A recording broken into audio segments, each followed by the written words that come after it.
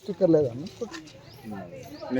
జై కాంగ్రెస్ జై కాంగ్రెస్ జై కాంగ్రెస్ జై కాంగ్రెస్ ఉంగరం గుర్తుకే మన ఉంగరం గుర్తుకే ఉంగరం గుర్తుకే ఉంగరం గుర్తుకే జై కాంగ్రెస్ జై కాంగ్రెస్ జై కాంగ్రెస్ జై కాంగ్రెస్ ఉంగరం గుర్తుకే గుర్తుంచుకో గుర్తుంచుకో గుర్తుంచుకో జై కాంగ్రెస్.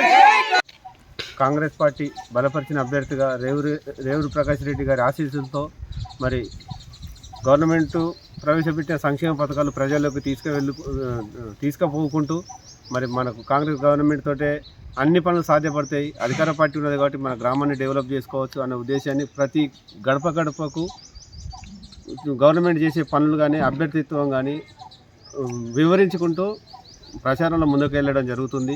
మరి అదేవిధంగా గ్రామస్తుల నుంచి పూర్తి సహాయ సహకారాలు, పూర్తి మద్దతు నా మీద వాళ్ళ ఆశీస్సులు నా మీద ఉన్నాయి. తప్పకుండా నన్ను గెలిపిస్తారు. ఆ నమ్మకంతో నేను ప్రచారం చేస్తున్నాను. మీరు గెలిస్తే చేసే పనులు గ్రామంలో గెలిస్తే ముందుగా శివాలయం గడిభూములు నిర్మించడం జరుగుతుంది.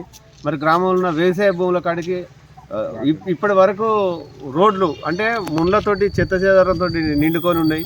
అవి గ్రామంలో ఎవరి బీరన్న బాట కానీ, తర్వాత మన తుమ్మలకంచె బాట కానీ, లేకపోతే మన గౌడ సంఘం పాపది ఆ రోడ్డు సీసీ రోడ్డు వేయడం జరిగింది. కానీ ఆకులోని సంధి కంప్లీట్గా అక్కడ మోరీలు కట్టాలి, 6 నీళ్ళు చేయాలి.